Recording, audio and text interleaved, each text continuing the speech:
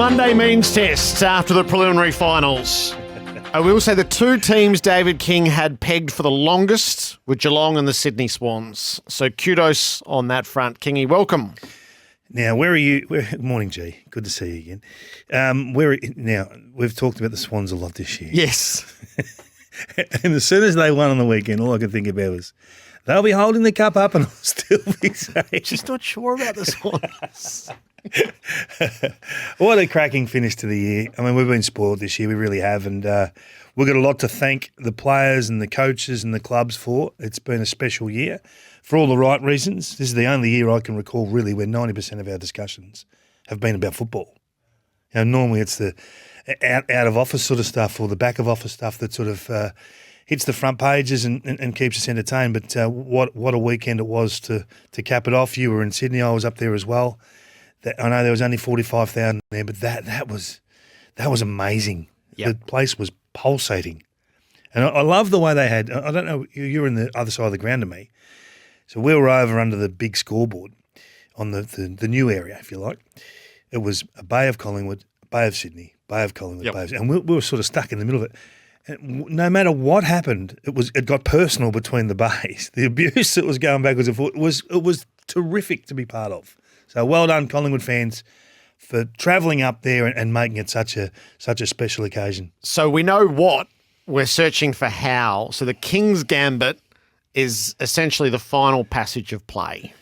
Yeah, and you go back and have a look at these things because I'm in awe of what Collingwood have been able to do when their backs to the wall and they're chasing the scoreboard and they're looking for a goal with a minute to go on the clock. So as a boundary throw in, you'll all know that the mill's spoil. So if big play, that last surge forward. So the boundary throw in is actually in the Sydney Swans forward 50 with about a minute to go on the clock.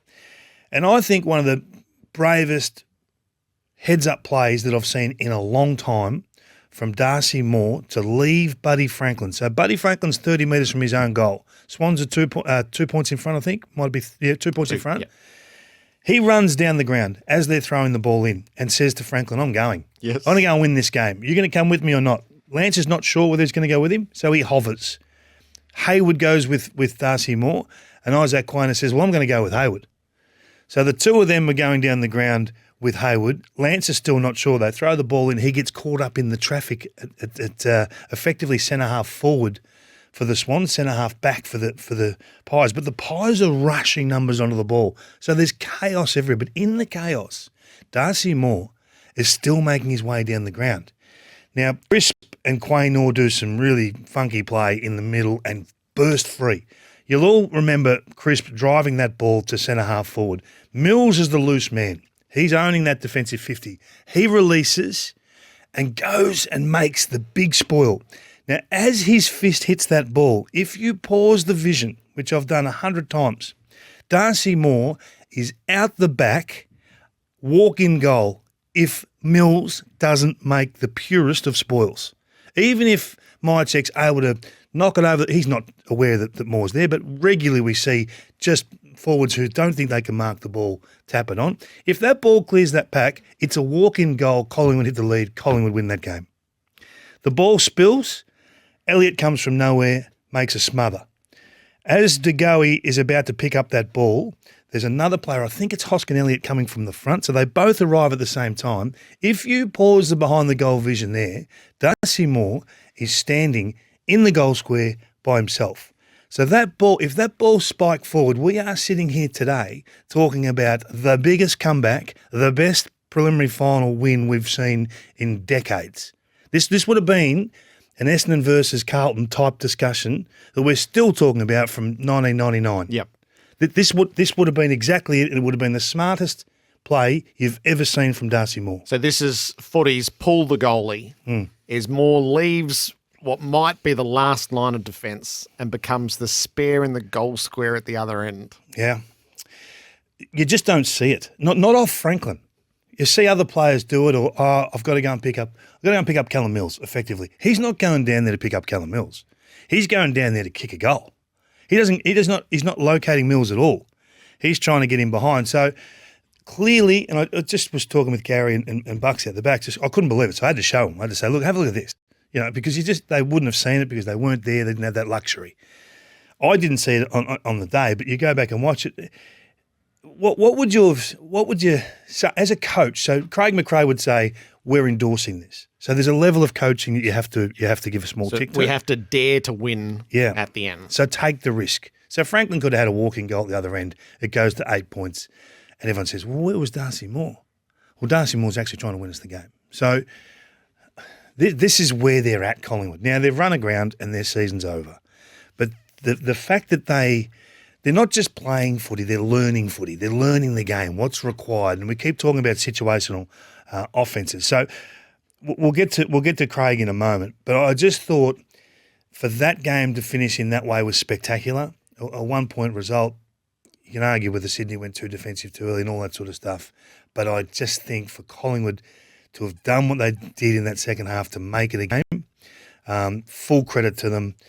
I know it's a long way back to a prelim next year and their flags are hard to win and all those sorts of things. But if they just if that ball had got to the back, Gerard, what would we be saying today? It's an incredible King's Gambit. So when you first saw it and realised what was happening in the behind the goals, what was your reaction? I didn't know who it was. I thought, who's that? Oh, hang on, that's Darcy Moore. What's going on What's he here? doing there? And I thought, so I went and had a look at the other vision, the side vision, and say, okay, is he instructed by the bench to get forward? And I don't think he is. This is why I want to give Darcy Moore all the credit because it takes I know you've got to win the game, but at that stage they still had to defend. I mean, there's still a minute and a half. It's a long time, minute and a half or a minute of footy. The chip kick into the corridor would have been Lance Franklin unopposed 40 metres, 30 metres from goal. So it still takes a lot of courage when the chaos is going on around you to be able to think with such clarity. So when I first saw it, I thought, that can't be Darcy Moore. And then when you realise it's Darcy Moore, it's elevated even further that he's actually left Franklin. So well done to all. It is. You've shown me it is a remarkable piece of vision. Buddy was in the middle of the ground and he had his hands on his knee. He was knackered, had his hands on his knees in the middle of the ground. I reckon he would have looked up and thought, hang on, that's Darcy Moore in the goal square. He would have felt sick. Yeah. For all that Collingwood did, imagine if they'd stolen a preliminary final with Darcy Moore unmarked in the attacking goal square. Wow, what a King's Gambit to bring to the table. It's hard What to know would where John to take Longmire you have after said? that. What would John Longmire have said? Yeah, that's a good question. So there's a lot to look at when you and we're assessing, and everyone say, oh, that's selective editing and all this sort of stuff, and you get bashed for it. But I just think sometimes you've got to endorse the players' headspace, being able to think so clearly at a chaotic time of the game where they've come with a rush and what they kicked.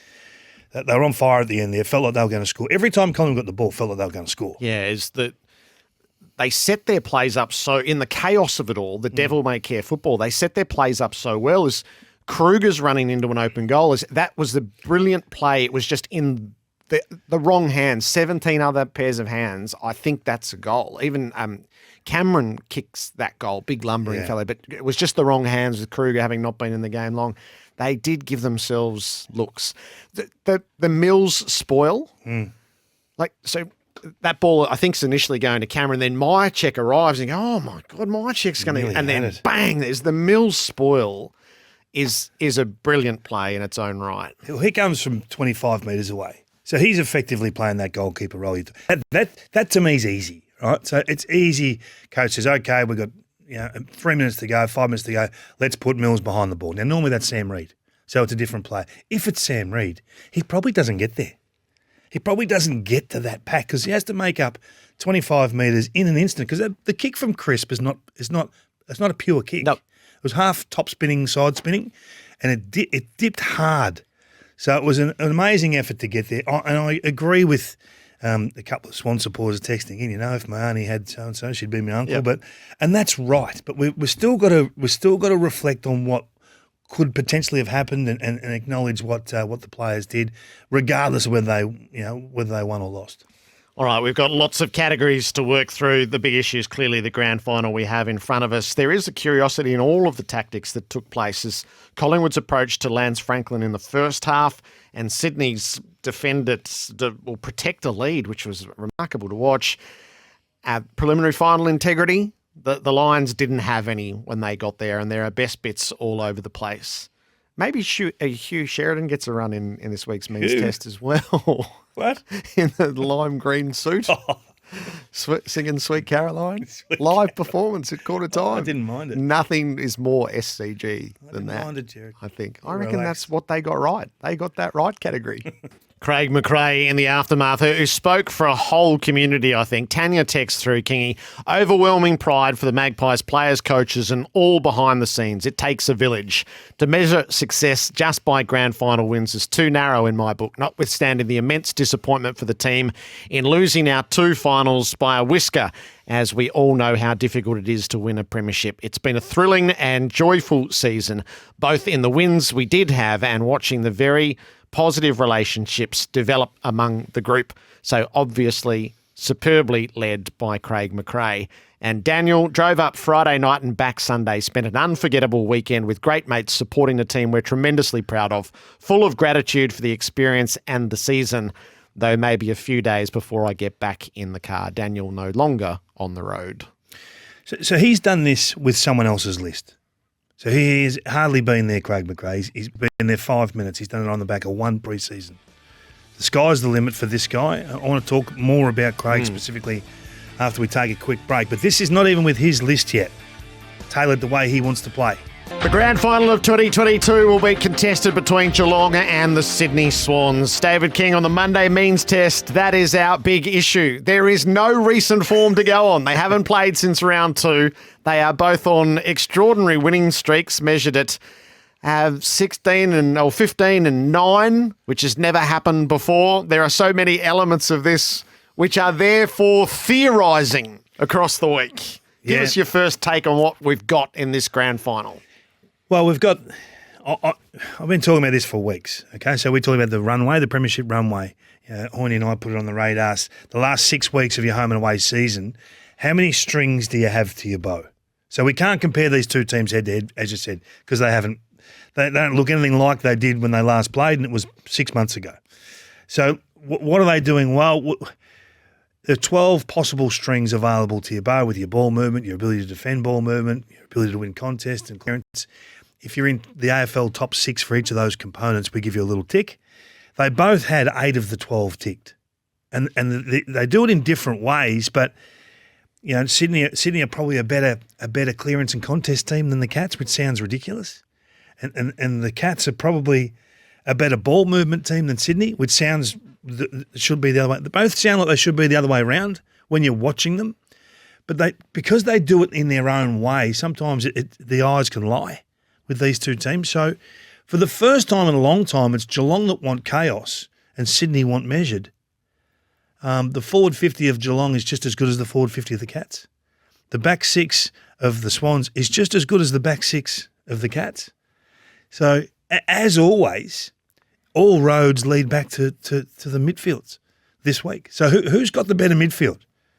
And when Dangerfield does what he does in the first quarter the other night, you say, well, hang on, maybe it's swinging back that way. And people have had their doubts about this young Swans brigade of Warner and Rowbottom, and Parker's he's an experienced campaigner now. He's not young, but he's been the mainstay in there with these youngsters spinning through. Whereas the Cats have probably gone younger as well. So they've trusted others outside of Selwood and Dangerfield to shoulder the load. Atkins has gone there, done a fantastic job. So it's just a matter of what you want to talk about specifically, but ultimately it will come down to who wins more contests between the arcs, and that'll be the battle of the true midfield. And when you say the midfield, you can add your flankers into that because they play a major role in swarming up and wave running back. I heard Gary and Bucks talking this morning about Close and Stengel working their way all the way up the field. Smith is a high half forward, working their way up, and their ability to run and get back and create. The Swans do the same thing. So this is the problem. From a numbers point of view and from a form point of view, this is the best match or pairing that we've had in a grand final for some time. I just wish we had full health. The Sam Reid injury is massive for the Swans because he was a major reason why they had the first quarter they did the other night. If Sam Reid's not there, it's hard. You can replace the position, but you can't replace the player. Like what he was able to do in that first quarter shaped the game. Collingwood hadn't been taken apart like that down back for the season, but they were dismantled in that first 40 minutes. And we'll get to the our reasons why later on. But these two teams are in ripping form. Would you say 9 in a row and 15? And 15. I mean, they're big numbers, aren't they? And their form against the top 8 teams all year was really strong. So they've done it against the best. They've done it for large chunks of the season. They're almost at full health with their lists. If Holmes can get up and if Reid can get up, it'd be fantastic. And not impacted, but. There's aging stars, there's stories everywhere. There's so much to look at with this game, but ultimately it'll come down to which midfield gets on top of the others, or can you have a 60-40 split rather than 55-45? It'll be tight. And the stories are captivating. Is who's to say? But this is the last day of the most storied contract in football history. 9 years for Lance Franklin, and it finishes with the eternal quest for a premiership at the end of it. And Joel Selwood's his ambition to be a premiership captain to add to all that he has done. It could be the last day for either. It could be the last day for both. Yeah. And such is the selfless nature of these guys. They don't want to take away from what will be an unbelievable build-up and make it about themselves. So we won't know what they're thinking or where they're at with in terms of football for 2023. But right now, it's the biggest days of their lives. It really is. It's right in front of them.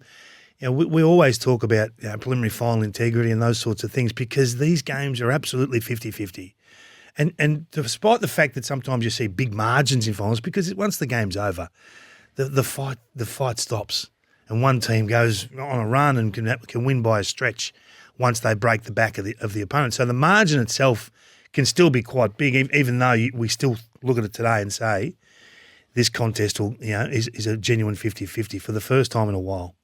Is there one area of strength that either team possesses that your eye is drawn toward? Now, it is only Monday and you've got the whole week of work to do, and you'll present some stuff on Wednesday night for our watch list. But is there one area or even one player that your mind is drawn toward? Not really. No, not really, because they're both so good.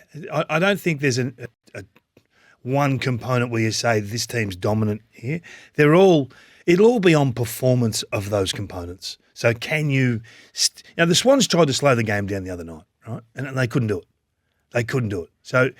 So maybe it's just as simple as that. Like I think Geelong can slow the game down when they want. They have the ability to play with gears.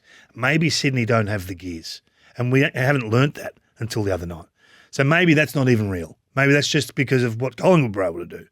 So I don't think there's one area. It will just be on performance and being able to play somewhere near your best as a group, or move the ball better than the other team, or convert your opportunities in front of goal. There'll be small little fractions here and there. That's why this is such a great matchup. And, again, I just keep coming back to the numbers. These two have been the best all year. Everyone's wanted to talk about Melbourne. They've wanted to talk about Brisbane at different times, talked about Richmond at different times. Western Bulldogs, can they get going? Can this team get going? Port Adelaide, are they running? Are they charging? What's happening with Collingwood? But these two statistically have been the best all year. So there's something in that. So I think they're going with tremendous confidence that their game plan will stack up. So they won't change what they do. Both teams, there'll be no shocks, no surprises. Don't bother having closed training sessions this week because we know what they're going to do.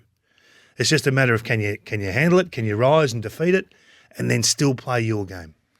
So you mentioned that the Swans tried to slow the game down. So let's do the curiosity. There were curious tactics at play at the SCG. What did you think about, now maybe the two are linked, Sam Reid into why Sydney played the last quarter the way that they did? Let's hear from John Longmire, who was asked the question about their approach to the last quarter. Yeah, which I think we all accept. We understand that. They still got their opportunity, so they still were reasonably effective, but gee, every time they coughed the ball up, it looked like Collingwood were going to score. And that's maybe the overarching Collingwood discussion, not the Sydney discussion. But I think we've got to look at how they got to that position. So they play a different way because they've got such a healthy lead. 6 goals up, 5 minutes into the third quarter. That, on any measure you say, that's the winning team. It's just a matter of what number. No one thought at that stage it was going to be 1 point. No one thought it'd be involved in the last 30 seconds.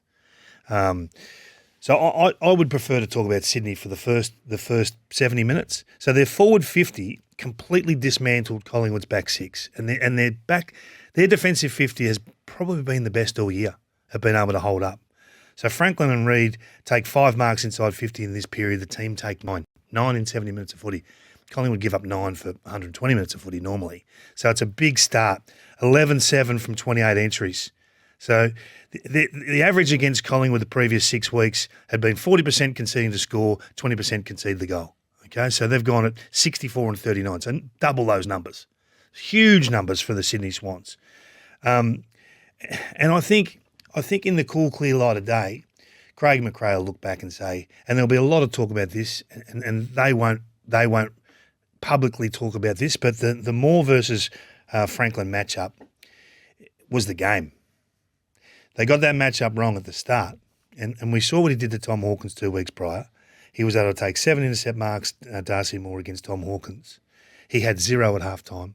He had 1 intercept in the first half of football. That's your key pillar down back, having no involvement because he's not on the player that's getting the most targeted entries inside forward 50. So your best player is not where the ball is, by your choice, by design. So when that was corrected in the second half, Moore had 9 intercepts, 4 intercept marks. So to put that into context, the next best intercept player had 5. He had 9 and was everything. The ball went near that matchup, and there was no way he was losing that matchup. And they springboard off the back of his intercept. So, you can look at it 2 ways. You can say, okay, Sydney have been the best forward 50 at winning contests for the year. Okay, so if you look at since the bye, their forward 50 versus the other team's defensive 50, they're plus 29 contest wins. So to be in the positive, there's only 5 teams in the positive because normally it's 7v6 or 8v6 or sliding numbers back, and it's more difficult to win the ball as a forward than it is as a defender, just because of the quality of supply and all sorts of things. So to be plus 29 doesn't sound like a lot, but it is a huge number. And that's the biggest asset they'll throw at Geelong this week. Yep. That they will beat them face to face. So I look at the Darcy Moore situation and I go back to the Melbourne game. So what happened in the Melbourne game that made that Swans forward 50 look so vulnerable? Well, it was May and Franklin. So the contest performance that night, Melbourne won it by plus 9. Their defensive 50 was plus 9 on Sydney's forward 50 because their pillars were in the right positions. So I know Craig McRae has an amazing year. I think this will be a stone in his shoe for the off-season. How did we get this so badly wrong in the first quarter of football? And why did we stick with it for 50 minutes, not 20? Because in the end, that's the gap in the game, that the start that they allowed. So don't get beaten by what you know is what I always say. And in the first half, they did. They got beaten by what they knew. And the game revolved around Franklin. Yeah. It was almost Collingwood's doing that it did. So that they clearly had a strange idea with Maynard, sort of roughing Franklin up. But the more they did, the more they drew Franklin into the game. So one of the factors in coaching is to put your best players where the ball is. So the Dustin Martin discussion, they've created a role for Dustin. You go in at centre bounce because we know the ball's going to start there. Yep. So you're one of our 4 in there. Okay? And then after that, we don't need you going down back, so you roll forward, and if you can get the footy, we're going to score. So they create a role for Dustin. Well, we know where the ball's going to go when Sydney are going inside forward 50. Okay, and someone will send through on the message, but it went to Reid. Well, it's Reid and Franklin are the 2 pillars. So it's not the same this week if Reid's not there. So do you think Geelong will take a risk on Franklin this week? No, not on what we just saw. Yeah, because they're not going to get beaten by exposed form. Now, Stephen May mauled Lance Franklin. He disarmed Lance, and then the lesser components of that back 6 were able to play lesser roles and perform them with excellence. So This will be a tough one for Craig McRae. Having said that, I just want to say about Craig McRae that all great coaches, they bring something that's genuinely special, and whether it's innovation, there's a uniqueness to them. There's a point of difference to the great coaches, not the teams, the coach themselves. I can't recall a team that is more feared when they're 6 goals down than Collingwood. And this is a situational offense that he's created. Players know exactly what – it's almost like they thrive when they're 4 to 6 goals down. I can't remember in the history of footy that I can recall, Gerard, I can't remember a team that really scares you when they're 5 or 6 goals down like Collingwood do.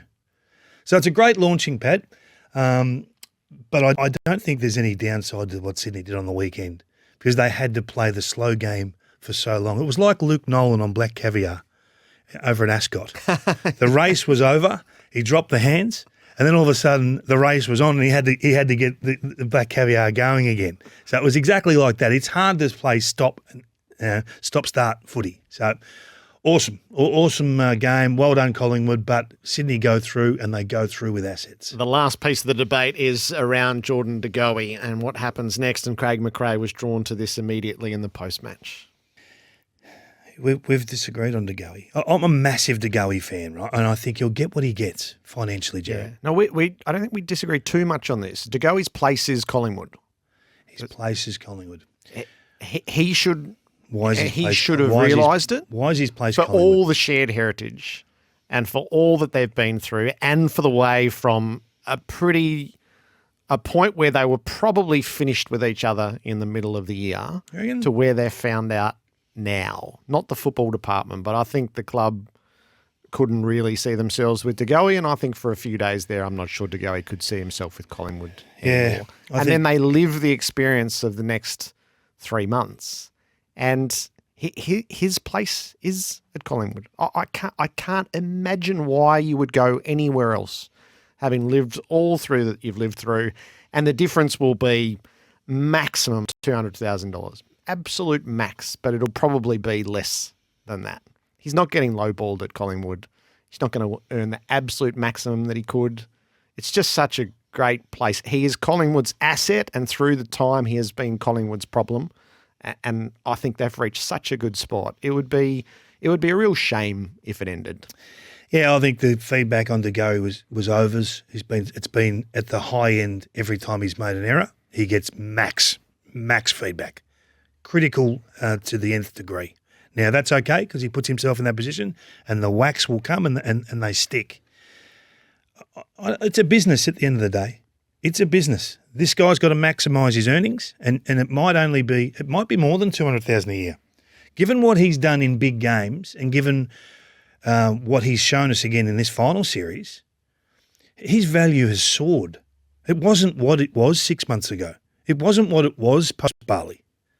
The 1 minute past Bali, you could have got the deal done and signed and saved a truckload from where it is right now. So I think the deal's – the discussion on his worth is always a great discussion because he wins your games of football. He wins your big finals. If he had 5 minutes the other night, they're in the grand final. That's what we're talking about. That's worth millions to your football club. So do the best players always bring some trauma? Absolutely they do. But I don't think you can separate the front office from the footy department. I mean, they're full club things. They are now, but I think in the middle of the year there were differences of opinions within Collingwood. Yeah, gee whiz. You want to take a brave club to say, no, we're making this decision over and above the football department, especially on this guy. He's shown his worth. I hope he stays because it's just, to me, he's Collingwood. He represents that jumper so well. Fans love him. He still appears happy to me there. The coach wants him there. But you got to pay. You got to pay. It's a business.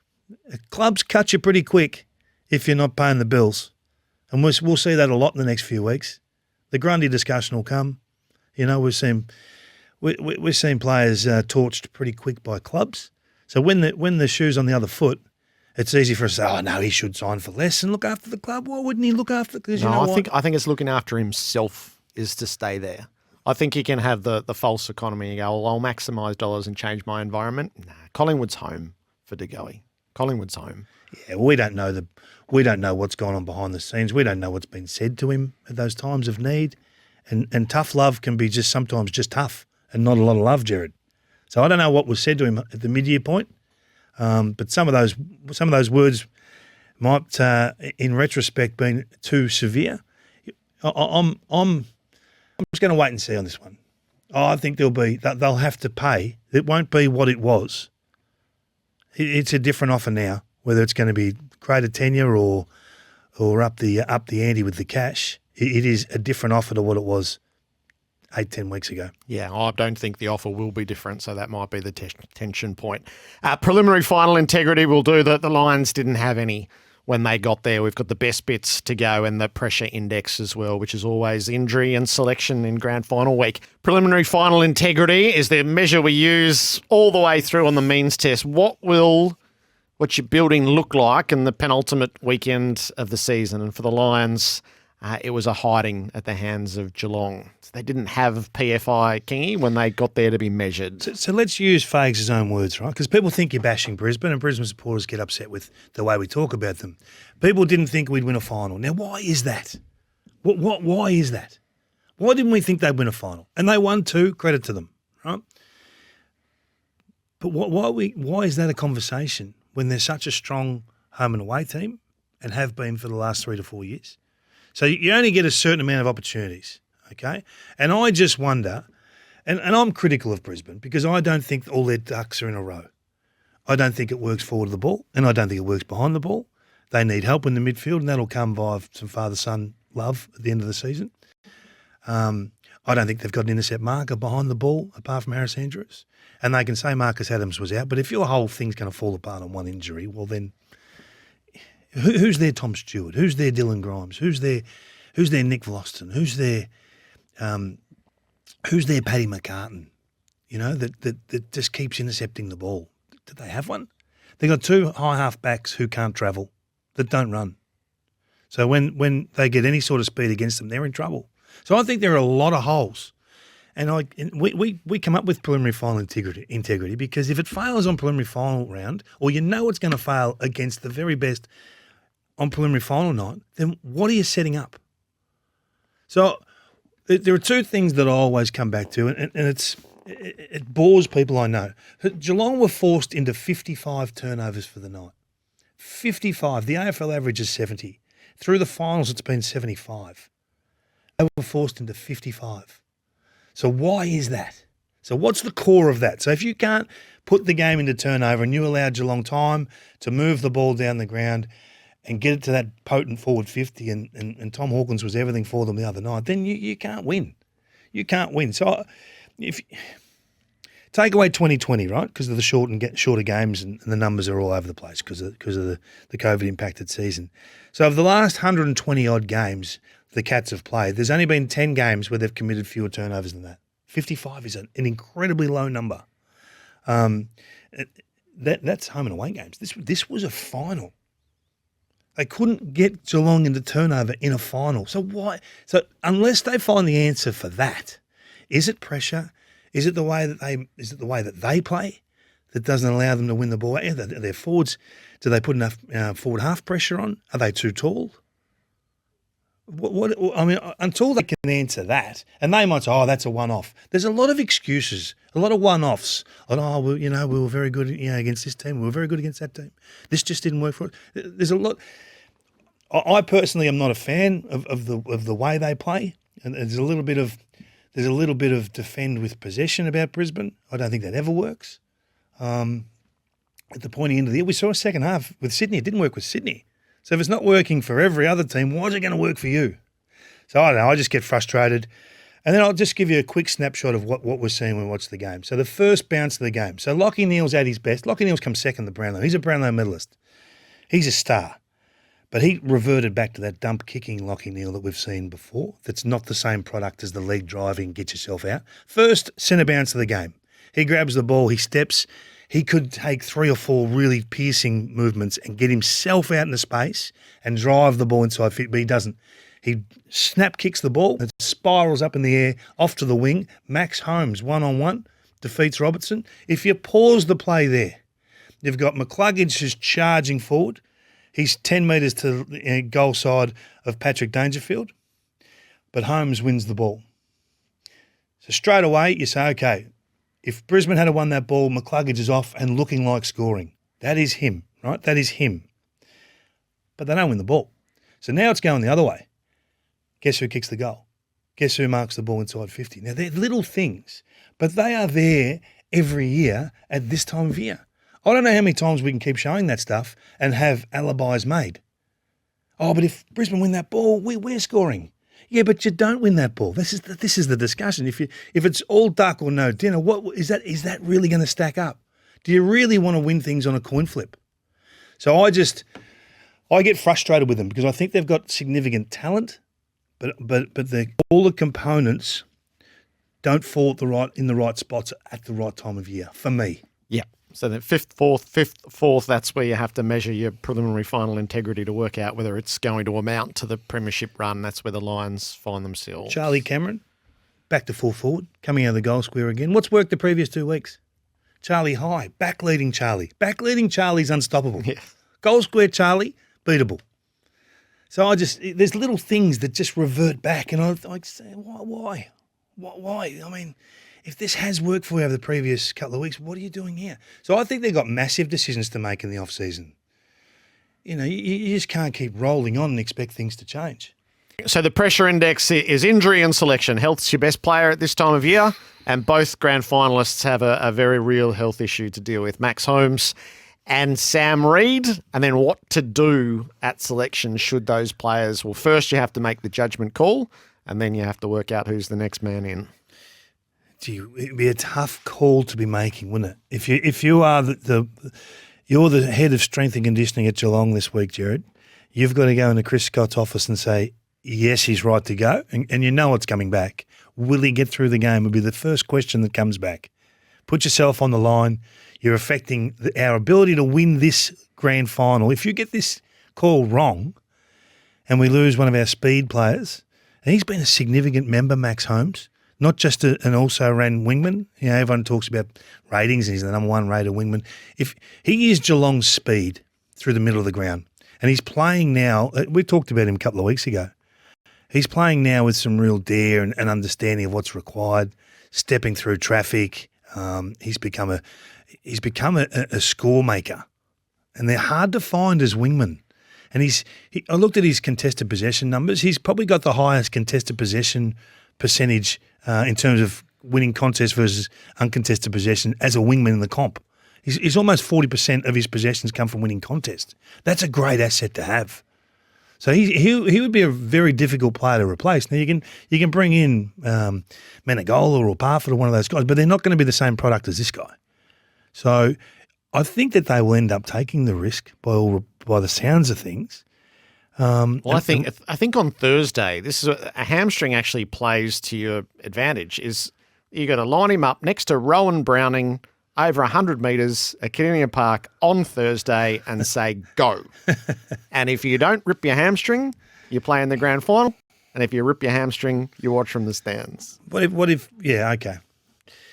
Flat out. Ooh. Put your monitors on so that you know he's at top speed. If he can hit top speed, he can play. And if he can't hit top speed, he can't. And his hamstring will go on him if it's suspect. So that's a throwback to the 80s, Gerard. Well, it has to be, doesn't it? Neural awareness is a hard thing. That you can't be measuring that, but you can measure, okay, here's Rowan Browning, race him over 100 metres. So, yeah, I think there'll be a component of, even if it is neural, that you'll need the week. You'll need the full week. So don't sool him on and soup him up for a one-out effort on Thursday that you're going to need him to then back up and do Saturday. You may not be able to double dip. So I don't know. This is why these guys are on big bucks, and this is why when you get to these sorts of decisions, they're everything. They're everything for Chris Scott and what he's got to select. Now, the Sam Reid discussion in terms of what Sam's going to have to do to play is different again, because if you're going to take the risk on Sam, you've almost got to go with a tall sub. Because if Sam goes down, you're going to need to bring on someone that can play that role. So if you don't play him, well then okay, Marty probably comes in and your sub stays as that hybrid who can go anywhere type player. Yep. But it changes a lot of other things, not just that one player. So it doesn't sound like Sam Reid's going to get to the line, but that's the early diagnosis? I would say if you were taking a measurement, yep. So that's a big shift, isn't it? And that's a real kick in the guts for John Longmire and his coaching crew, because he was in really good form, and he's the guy that can go back and save the game behind the ball. He's the guy that goes into the ruck, if you need, when required. So he changes a lot of other things. He affects a lot of small components of the game. So he's a bigger loss. He's as big a loss to Sydney as you can imagine. You're going to lose them, aren't you? You are going to lose them across the journey. So this is just bad luck at the wrong time, and this is why we say health's your best player. The pressure index is right on those two injuries as we look towards this grand final. The Monday means test with David King. We've got what they got right and what they got wrong. I suppose that's going to be our Brownlow review. Oh, Gerard. Cheerio to Carl Amon this morning. The umpires and Hawthorn. They're the only ones who recognised it. I've done some numbers. It was a blind spot. I've done some numbers on your wagering in the last few years. So running maths all night on my spreadsheets. Wines is out to a lead. Pal Pepper's coming, but I know Rosie's coming home, and I know I've got these three in the bank at the end. He's getting the last 3 votes in the showdown. Quick maths. No, that's going to be all right. That's going to be all right. K. Amon, 2 votes. There goes the 8-leg multi. He polled 15 votes, Kingy. On all projections, he was polling 2. 2. I'm not going to lie to you. I tried to watch the Brownlow last night, and your constant texting was giving me the shit. I just wanted to watch it, Gerard. I didn't want to have to think about Rosie and Crisp. Yes. Excellent. They didn't find Dacos till too late. Merritt, never a drama. Cameron polled really well. Yeah. Kelly had Cornelio put away inside 4 rounds. That was big. Oliver was being nagged at by Petrarca, but you always felt that was okay. You got a bit wobbly on Luke Davies-Uniacke, but that was he did really well in a bottom side. Callum Mills made a rout of Sydney. About me. Why am I getting wobbly? You stuffed this up, and you'll find a way to blame me. Going through it. How's that work? How did... I just don't understand it. It had to be. If it was going to be any player in the competition, given what we've done at SEN this year, it's Corns' man.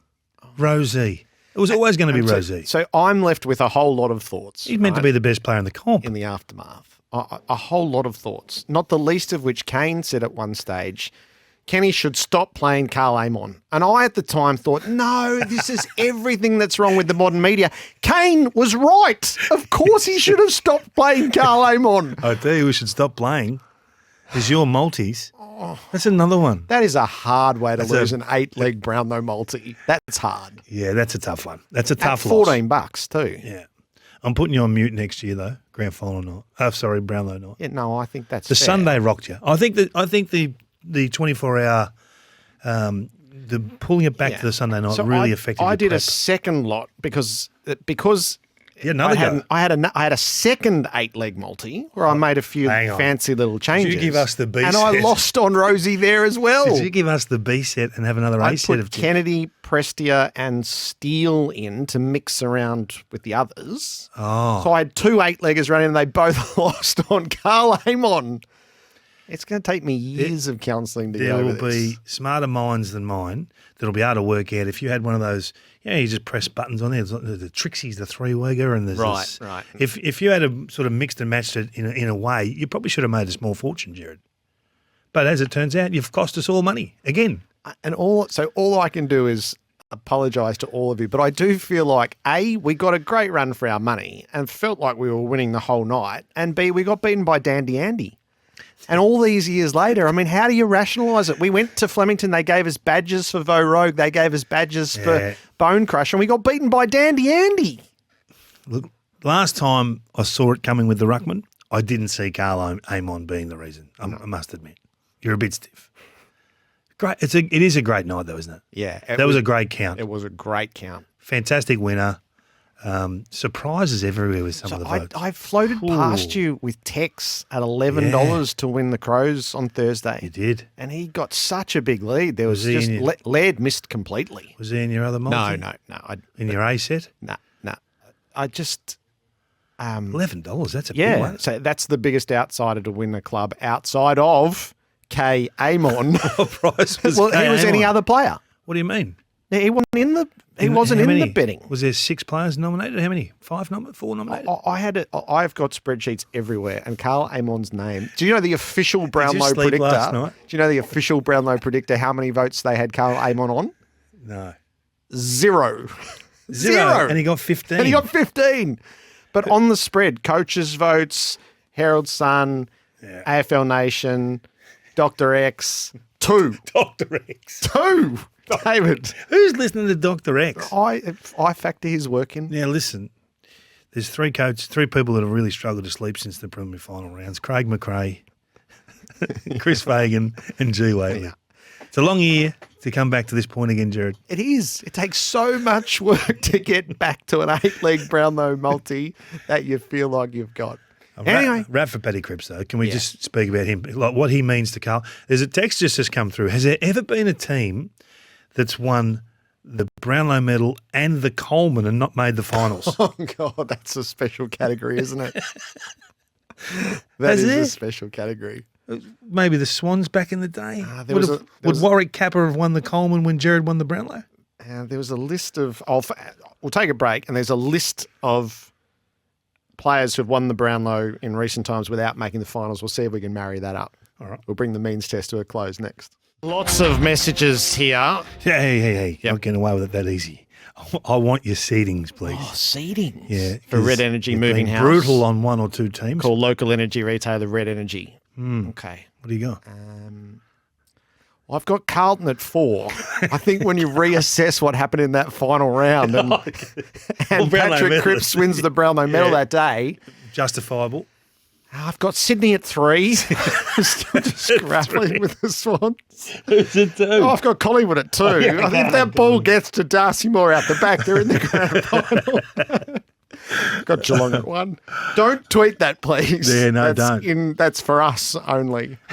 Yeah, so I got Geelong at 1, Collingwood at 2, Sydney at 3, and Carlton at 4. The final seeding. Oh, we hold it up, Jared. Awarded CanStar's most trusted energy providers nationally 2021-2022. That's Red Energy. I've got some answers on your Brownlow, Coleman, no finals. What do you got? As well.